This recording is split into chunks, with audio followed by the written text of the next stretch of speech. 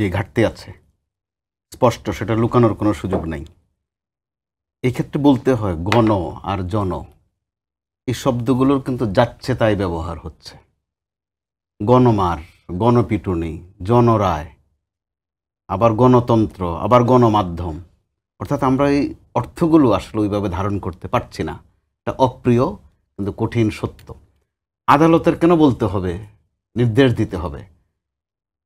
আবার শুধু সাংবাদিক হলেই আমি বুঝবো, সাধারণ কাণ্ডজ্ঞানের যে কারো এটা বোঝা উচিত। প্রচুর শেয়ার হয়েছে ভিডিওগুলো।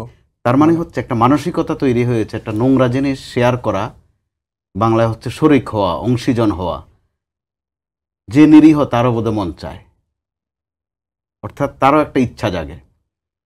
কেন এই ইচ্ছাটা জাগছে এই কারণে ওখানেও এক ধরনের মপতন্ত্র। মপ শব্দটাতে ব্যবহার হচ্ছে গত মাস কয়েক ধরে। এর আগ পর্যন্ত যেটার আসলে বাংলা তর্জমা ছিল যে যেই কোনো বিষয়ে নিজেই সাব্যস্ত করে ফেলা, নিজে আবার বিচার করে ফেলা, নিজে আবার রায়ও কার্যকর করে ফেলা। সেটা কিভাবে? আমার মনে হয়েছে আপনি জঙ্গি এবং আপনি শিবির, অতএব এটাই চূড়ান্ত।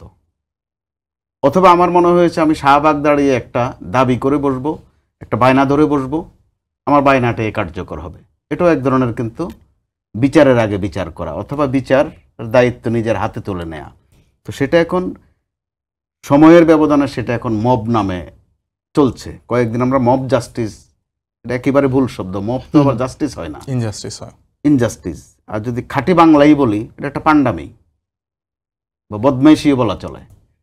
তো এই সরকার যেহেতু রাজনৈতিক সরকার নয়, এই সরকারের কিন্তু একটা ব্যাপক সুযোগ ছিল যে এই ট্যাগ লাগানো বা এই মপতন্ত্র বন্ধ করার একটা সুযোগ ছিল। কিন্তু আমরা খেয়াল করছি সুযোগটা বোধহয় এরই মধ্যে সরকার হাতছাড়া করে ফেলেছে। কিভাবে? সেটা আগে চলতো যে আপনি জঙ্গি, আপনি শিবির, আপনার সাথে বিএনপি বললেও চলতো, অর্থাৎ দুষ্কৃতিকারী। নাম হচ্ছে দুষ্কৃতিকারী। গত মাস কয়েক ধরে আমরা দেখছি তার নাম হচ্ছে ফ্যাসিস্ট। যারাই আপনার পছন্দ হবে না তারাই বলে দেবেন সে একটা ফ্যাসিস্ট। ইংরেজির শব্দ, এখন যে বাংলাও ঠিকভাবে জানে না সেও কিন্তু এটা বাংলা মনে করে ব্যবহার করে, পথেঘাটও ব্যবহার করে ফ্যাসিস্ট। এটা আমাদের জন্য তো অত্যন্ত পীড়াদায়ক।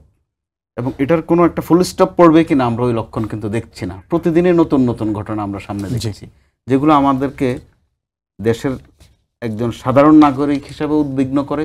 আর আপনার প্রশ্ন দৃষ্টি বলতে হয় গণমাধ্যমের একজন কর্মী হিসাবেও কিন্তু উদ্বিগ্ন করে।